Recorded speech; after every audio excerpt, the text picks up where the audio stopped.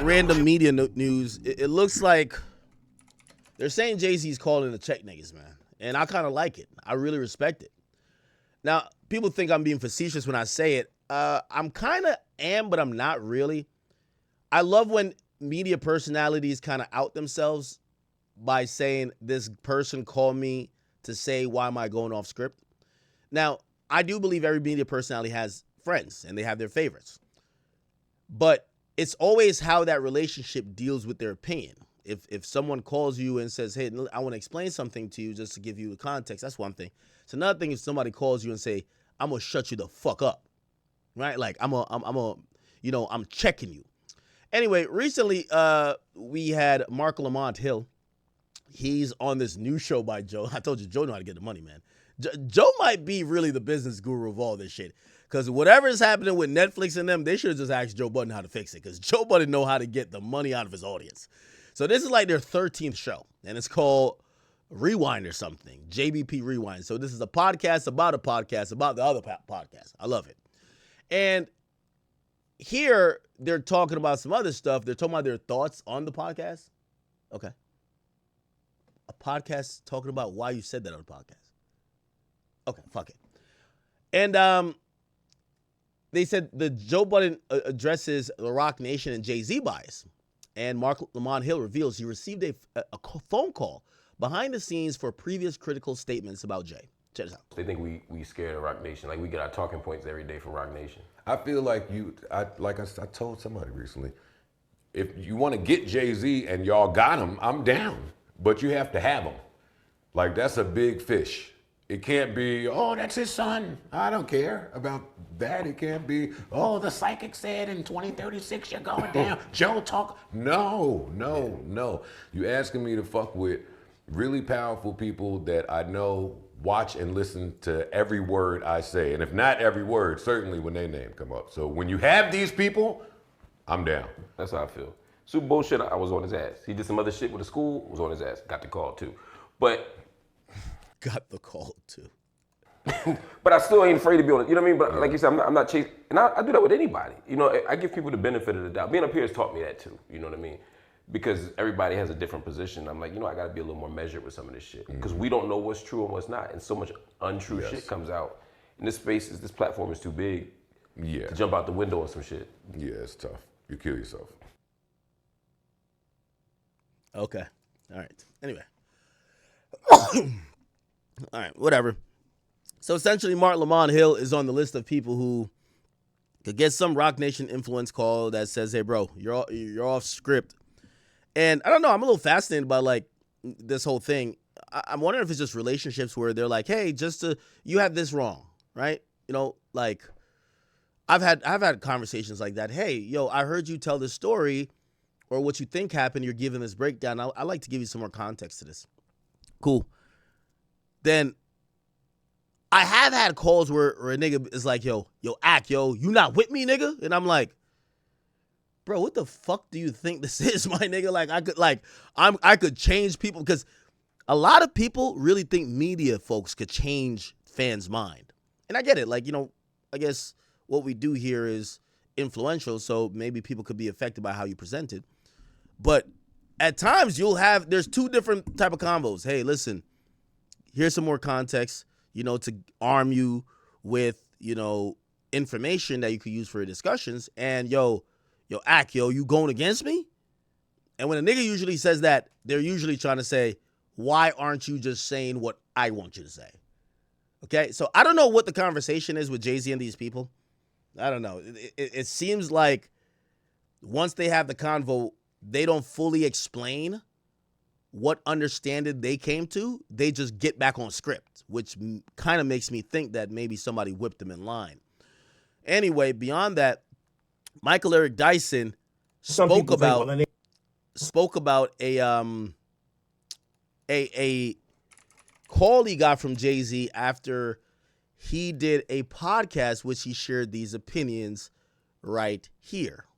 This was the original podcast. He shared his opinions. On his album Damn, that won the Pulitzer Prize, I like to remind the acolytes of Mr. Lamar that he says, I ain't black, don't call me black no more, because he was into black Hebrew stuff. And and Drake said, light skin, but still a dark N-word. So I'm saying, that's your God?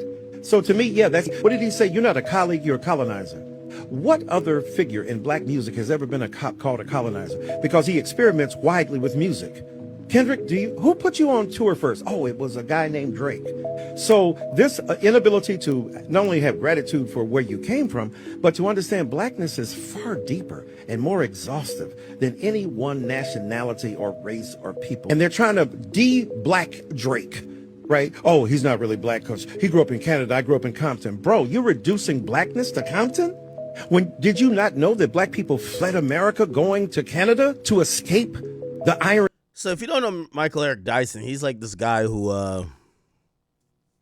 it's like when he's like pro-black, like, but he's like the scholar type of nigga. So he's going to tell you all about like the fucking apartheid and like, you know, Bermuda Triangle, and nigga going to tell you about like, you know, the systemic oppression of black people within this country and racism and this and third and the, you know, the one drop rule. And he got all type of shit he finna tell you that's going to like give you the history on why everything is mad deep, right? He's one of those guys, we kind of understand him and we know his value to the conversation at times, but he's one of them niggas you never want to just debate something simple, right? Like, if you ask him his opinion on, yo, these two guys are dissing each other and one says the other guy's a bitch, he's going to be like, well, do you know the word bitch? It really came from the slave masters back when they were back in the cotton fields, and it starts with the B because they were in the Bermuda Triangle. Like, come on, nigga. Like, you doing too much right now, gang. Like, what's up? So a guy like this, and that's kind of like Mark Lamont Hill too, but Mark knows how to dumb it down a little bit. I can see why that nigga from Philly. This nigga, right, he's always in professor mode thinking he finna teach a class. So anyway, he started the iron tyranny of enslavement. Like, he love using big words. He swear he's Stephen A. You feel me? So anyway, he says this bullshit. TDE Punch gets in the comments and says, it feels like things said in the songs touch Dr. Michael Eric Dyson personally. Let me continue playing until he's done. In tyranny of enslavement, and he ain't black. His daddy is black. He went to Memphis every summer. The Memphis... Now, I'm not even dismissing what he's saying because low-key, bro, we don't need a whole fucking breakdown of Drake's life and fucking slavery in America, nigga. All you can say is, nigga, Drake is black, Kendrick is black, that nigga was whack as fuck for attacking another black man. That's it. Niggas breaking it all the way down. Horns fill his music, the first albums Drake made.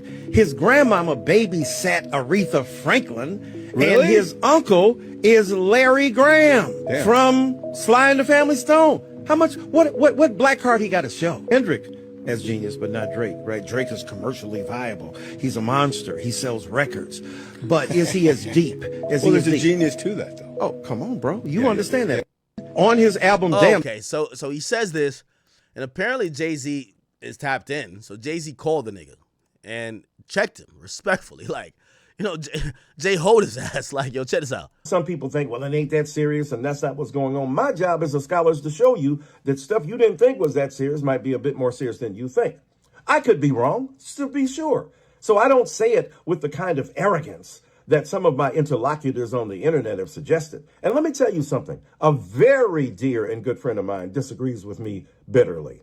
Well, I won't say bitterly, just aggressively and vigorously. His name is Sean Carter, better known as Jay-Z. Now, I don't usually talk about the conversations that Jay-Z and I have because that's between us. That's why we remain.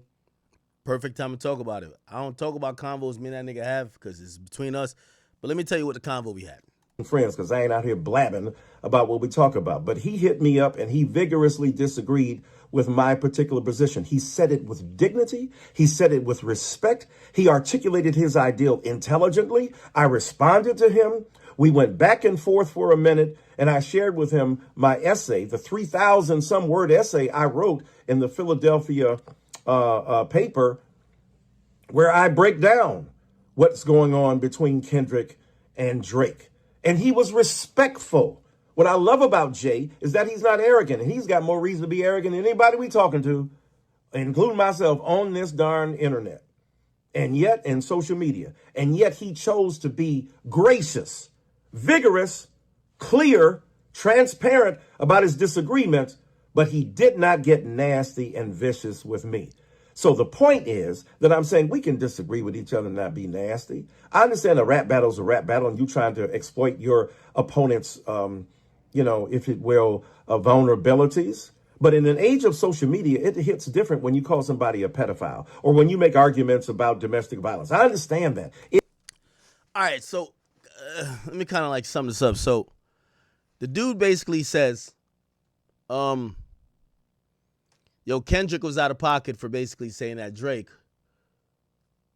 going at Drake's blackness and impugning, his history or validity in the black culture. And then also says, bro, you shouldn't be calling the man a pedophile. Jay-Z calls this nigga up and basically says, bro, why you going so hard for Drake, though? Like, yo, what's up with you? Like, yo, let Kung Fu Kenny do his thing. Now, I'm not even going to get into some of the obvious here. Like, bruh, sound like collusion to me. Kendrick later performs in the Super Bowl. Like, come on, bro. Like, we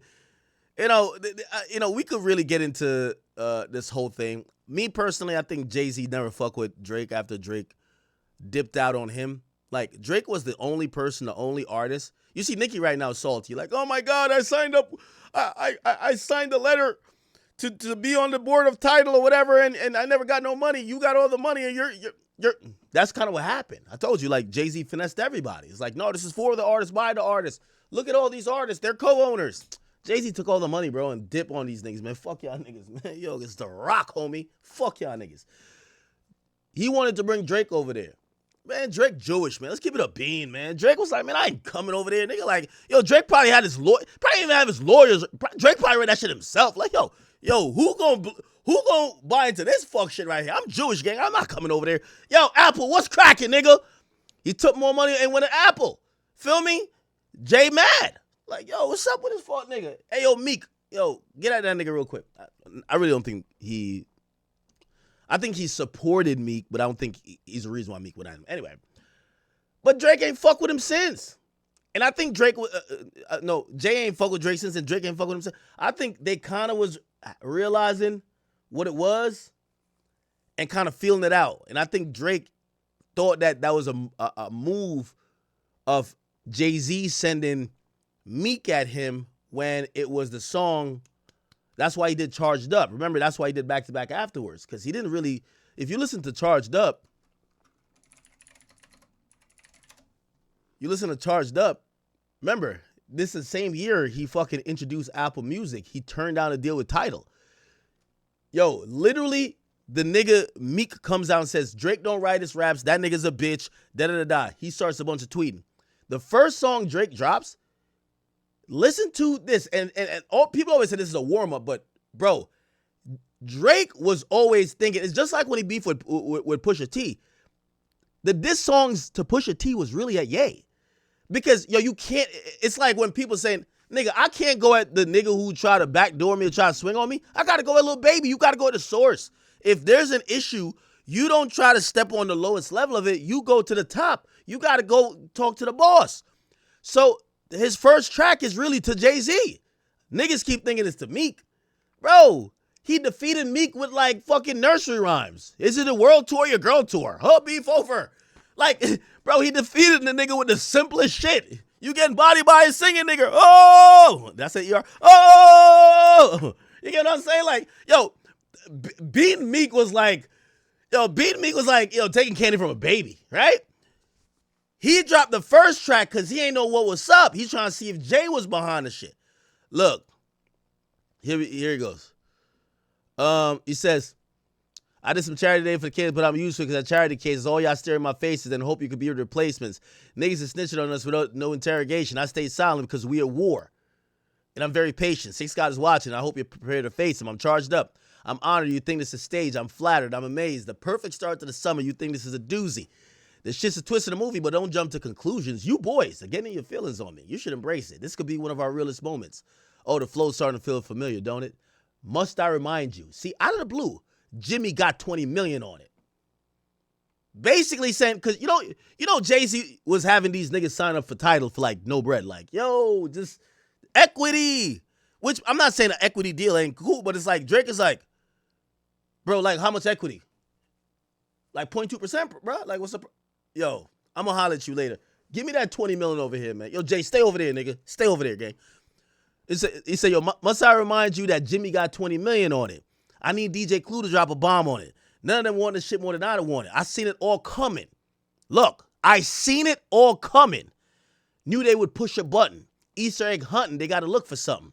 Done doing, see, basically he's acknowledging these niggas were looking for a moment. And he's not talking, stop thinking, yo, Meek Mill is not that smart, bro. We seen it later. Like, Meek, I don't got a problem with you, but like, bruv, like, yo, you put Meek Mill's name on a cake, he might not even know. Bro, like, come on, bro. Yo, Meek ain't like little baby, like, come on, bro. Like, you know, come on, bro. Like, you know, so what I'm saying is that I think Drake was strategizing. It's like, damn, really, what is this? Feel me? I seen it all coming, knew they would push a button. Easter egg hunting. They got to look for something. I'm done doing favors for people because it's not like I need the money I make of a feature. I seen you niggas having trouble going gold, turning some so-and-sos into no one knows, but so it go. Come live out all your dreams out at OVO. We going to make sure you get your bread and you know the ropes. By the way, also, here's the thing too. Remember this. Roc Nation signs does deal with Dream Dream Chasers Records. This happened right after, like, the battle was kind of cooling down pretty much, right? That's when but it was always, remember, Meek kind of gets out of jail for the second time or whatever, or was it back in 2018? I can't remember the exact timeline. And he goes on and he does some stuff, and it was clear that Meek and Jay had some association. I think the whole time, I look at this very different now. Drake is firing shots at, this is a Jay-Z diss, not really a Meek diss. Like, I'm telling you, yo, you could have, yo, I think, with all due respect, I think Drake could have beat Meek with, like, the most simplest disses. Like, you know, roses are red, violets are blue. Like, I don't know. Just make up a diss like that and beat the nigga. Like, it wasn't that hard. So I think this is the coldest diss because he's really talking to the guy. That's Jay. Remember, Jay's the nigga's like, yo, you got to remember how Jay moves too. You see, a nigga like, look at Dear Summer. Jay's a master with that. You feel me? I don't even know why he gave the song to Memphis Bleak. But Dear Summer, I know you're going to miss me for da-da-da-da. Like, listen, you know, it gets to a part. It's like when niggas make subliminal records. If it ain't directly at me, I don't respect it. You don't really want it on hold. For the record, I put a couple careers on hold. You can be next kid. Keep entering the danger zone. You going to make that boy hold. Put your name in the song. If you're that hungry for fame, motherfucker, come on. Say when. Take 10 paces and stand. Okay. And he keep going. But anyway, that's how Jay gets at people historically. So I think that's why Drake kind of did that, right? So just keep listening, and you'll realize it's less about, there is mentions of Meek, but it's less about Meek. Come live out your dreams at OVO. We gonna make sure you get your bread and you know the ropes. I get a ring and I bring it home like I'm Corey Joe. No ever woman had me starstruck or was able to get my bars up. I'm charged up. He says, I bought my niggas rollies off of Thank Me Later while these boys was stanky legging. Now, I'm going to be honest with you. I've had a different thought to that line over time. I bought my niggas rollies off of Thank Me Later while these boys was stanky legging. Now, if you guys know anything about the weird relationship with Jay-Z and JCole never got a fucking feature from Jay-Z. I believe the first one was called Mr. Nice Watch. Ironic, right? Jay-Z, Mr. Nice Watch. I believe that was the first feature. What is the first feature Jay-Z gave J. Cole? Oh, so Stars Born? I thought it was Mr. Nice Watch. Okay, I'm tripping on that. Maybe I'm wrong. What was Mr. Nice Watch? No, okay. All right, I'm tripping on that. I'm wrong. Mr. Nice Watch came after then. Oh, no. No, I'm on J. Cole's album. Gave J. Cole JCole album. Okay, because he put him on his album, but no. That's on Jay-Z's album. But if you go to Cole's album, because that was always a thing, like, yo, you're signed to Jay-Z. Remember Jay-Z was kind of on Drake's dick, right? And people were like, ain't your artist like Cole? And I think he doesn't give the nigga a feature until the song called Mr. Nice Watch. Right? Am I tripping? So that's a feature he gets. Yes. Track 7. Mr. Nice Watch. Right? Now, this is why I thought it was a double entendre. Meek only raps about rollies at the time. So he says, I bought my niggas rollies off of Thank Me Later. I always thought this was a little bit kind of even aiming at that situation too. Maybe I'm reaching. Let my man watch the dirt kind of like dig it up. He said, while these boys were stanky legging, trust me, this information is vital. I'm trying to take the high road. You see? It's because of this bar, this connecting bar, that makes me think that. So remember, I bought my niggas rollies off of Thank Me Later. Okay? Jay-Z's first feature with J. Cole, Mr. Nice Watch. So he's kind of almost like shitting on him a little bit, like, my nigga's been on, but he's also shitting on Meek too. Crazy triple entendre. That's right, Drake's a goat. While these boys are stanky legging, trust me, this information is vital. So he's talking about the last lines. It's vital. I'm trying to take the high road. I still got love for my idols. I got me a deal with Apple, and I still feel entitled. And he said it in a way where it feels, I still feel entitled. Because Tidal was being pushed as the pro artist platform. And if you were an artist, you would want to be there. So he's saying, I got to deal with Apple, but I still feel entitled. So rumor has it, there's something that only I know. Rumor has it, I steer the ship with my eyes closed. Rumor has it, I either fucked her or never could. I think that's said Nicki. But rumor has it, hasn't done you niggas any good. It's sound till the day we go live to keep the shit alive. Cops are killing people with their arms up, and your main focus is trying to harm us. You think you about to starve us? No. Okay. That beef gets exacerbated because remember, 30 Hours, that was supposed to be Jay-Z and Kanye. There was some song that Drake was supposed to, that Jay-Z removed his verse off of. Let me see. I gotta Google it.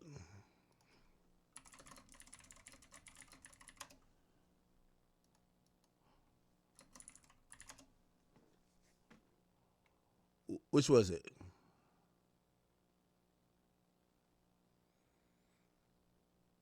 It was something with Kanye. Or I think, well, first of all, he definitely did Drake on the We Made It remix. But there was something that got sent back to Drake, and it was like, it was Drake, Kanye, and it said featuring Jay-Z, but Jay-Z just gave an ad-lib or something. Pop style. Oh, okay. Jay-Z pop style. Yeah, there was always a thing behind it.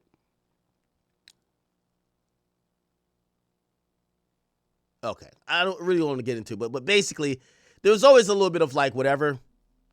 And, you know, I know I'm kind of going down like a rabbit hole with this thing, but essentially, I just want to kind of remind y'all that Charged Up, in my opinion, was literally Drake rapping at Jay-Z because he identified back then that Jay-Z, who was becoming a power player, was essentially looking at him like, yo, bro, are you talking out of turn? Are you trying to go around what I got going on?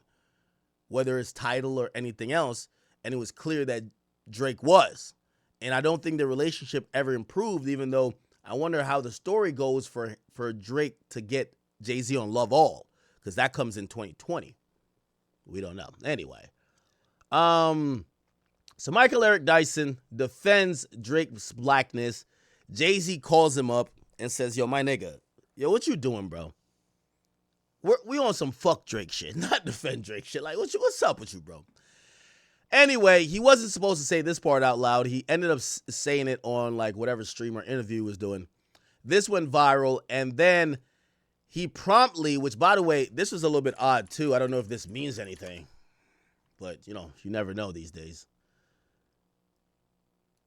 A statement gets put out, but it's a joint post between Michael Eric Dyson and Charlemagne. What the fuck does Charlemagne got to do with this? This had nothing to... It was kind of odd that Charlemagne was even... Why did Charlemagne do a collab post with Michael Eric Dyson? Huh? I don't know. Anyway, the nigga is in some hotel. Look like it's the same one from this video, right? Or maybe a different one. And this nigga look... Yo, he is locked in. He's here to issue a statement. You know I know a nigga checked him? I'm going to tell you how I know a nigga checked him. In the first video... Some people think, well, it ain't that serious. The first video, the nigga got on a baseball hat. He looked like he's kind of unwinded after the end of the day. He got like his shirt unbuttoned. Bro, he got a fucking call. This nigga put on a fucking tie and took his hat off. Like, I don't know what type of call this is, gang. The call this nigga got, bro, the type of call he got, he put on button it all the way up with a tie on, gang, the skinny joint. So I don't know what type of call he got, bro. Like, I don't know how these calls is coming in. Like, I don't know if, like, when JCole you, it just says U.S. government. I don't know if it say FBI. I don't even know if it say just Hove. But the nigga went from talking like this. That nigga looked like Big Ack on there, the older version. Now, this nigga look like he had a funeral. Sunday's best. Like, let's get it. Like, what type of call make a nigga put a tie on? Yo, what's up? Anyway, let's hear this.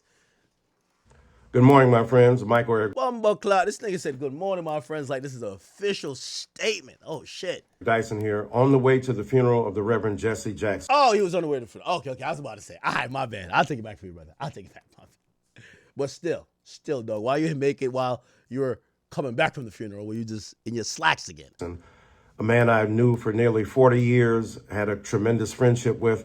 And the reason we were able to maintain and preserve our strong intimacy and bond is because he said stuff to me and I said stuff to him that didn't get to the public ear.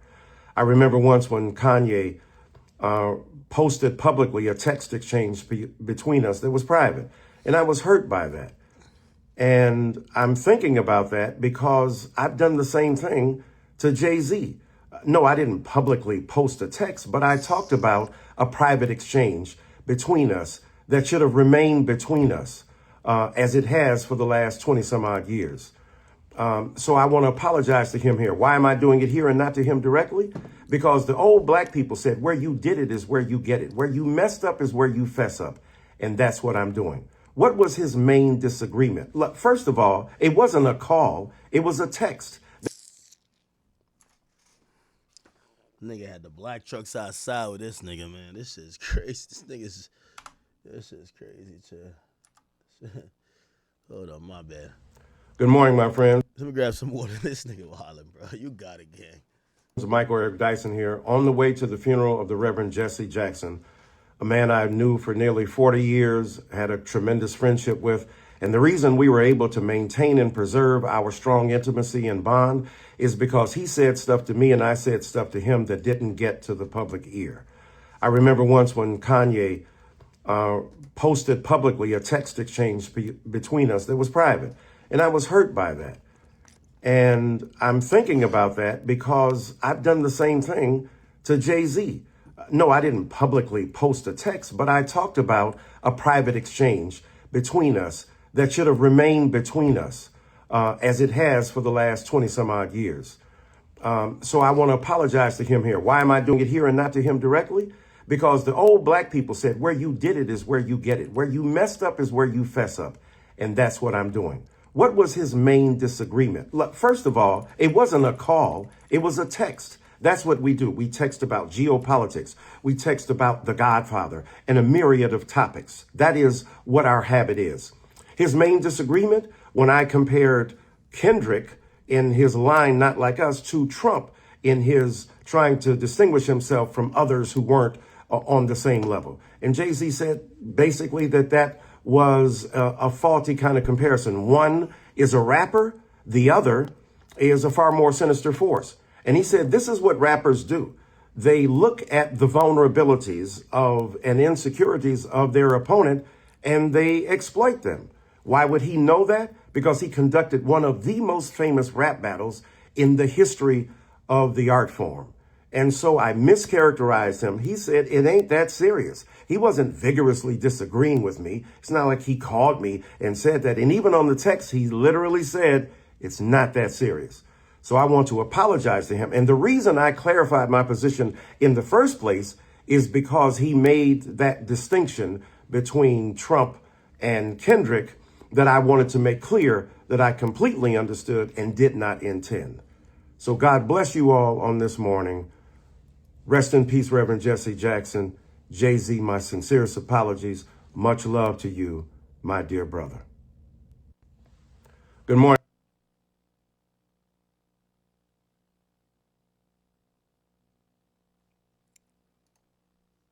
Spread love is the Brooklyn way, man. Shout out to Jigga, man. Check these whole ass thingers, man.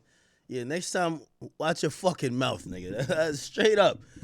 I don't give a fuck what funeral you going to. Watch your fucking mouth the next time you speak about Hov, nigga. The fuck? Nigga, you know what? Nigga, if you ever want to get one more check for public speaking, nigga, watch your fucking mouth when you speak about Hov, man. Yo, we got to keep it a beam, man. That's how Hov is treating these niggas. Man, watch your fucking mouth, nigga. Straight up, nigga. Make an apology, nigga, right now, nigga. Look like Jason Lee got the call back in the day. Look at this shit. Why would I, Jason Lee, I'm getting calls. What? What? And I haven't even said anything. They ain't called me to go to the Roc Nation brunch. They haven't called me to go to the Gold Party. To accept being honored They at the haven't award called show? me when we offered to honor Jay-Z at the award show. They didn't call me to go to the press conference about striking the deal with the NFL while we were kneeling for Kaepernick. They didn't call me to ask me what I thought about her hair care product. They didn't call me to offer a free bottle of her perfume. I didn't get to go backstage on her tour for the Renaissance. In fact, when the video circulated, making it look like I've been chasing her around like a super fan, which I am a super fan, but I chase nobody. Nobody's called me to clear that up. I haven't gotten a delivery of white flowers with a little card from Beyonce. Why is everybody calling me now? Oh, and you also stopped. We not going to even go there. I stopped a major thing for Beyonce. Didn't even get a thank you. But So now everybody's so calling. why is everybody calling me now? Because I'm a firefighter. Because I run towards fires and I put them out or I fan the flames. But why is everybody calling me now? And that's the problem that I have with this whole situation. But I am going to save this conversation for Jay-Z. Jay-Z, you're watching. I know you're watching because you got people calling me. Stop having people call me. You can call me yourself. You know how to get my number. You know you got people calling me. Call me yourself because this right here is going to go viral. The way my job works on the internet, everybody's going to be clipping, sharing on TikTok. Watch this. Do your thing, TikTok. Jay-Z and Beyonce is going to see this. I am exhausted with people calling me about Jay-Z and Beyonce. You've never called for anything else, and I haven't even said anything about you yet. And yet I'm getting all these calls. I've gotten more calls over the weekend about Jay-Z and Beyonce. You know, I think this is an opportunity to have a bridge and have a conversation about how this thing works because I'm not a publicist. I am not I'm just Jason, okay? And I have opinions about unlocking Hollywood. Remember I said at the top of this show or somewhere in the show that I was in love with the entertainment industry until I found out it was Jeffrey Dahmer. This is part of the gnawing at the wrist that the industry does. You know, black excellence, we don't show up for each other like we should. And then when the shit's about to hit the fan or some shit, you think I'm going to go fan some shit. Now you're showing up. You know, again, I'm not angry. I'm a little disappointed because as much as I've loved this woman for years, I told you I don't like her as much as I used to. I still love her, but I'm not as super fan like I used to be. You know how much I was this woman, this is everything. And this together is everything. But is it? I think this is an opportunity to have a conversation because I believe that we as a culture should be very supportive of each other before this stuff happens, so that way our proximity to it can help us tell the real story. That's why we got to be working together to tell our stories. But I will tell you to the audience, if I do come up missing, all the calls I've been getting, been about him. And listen.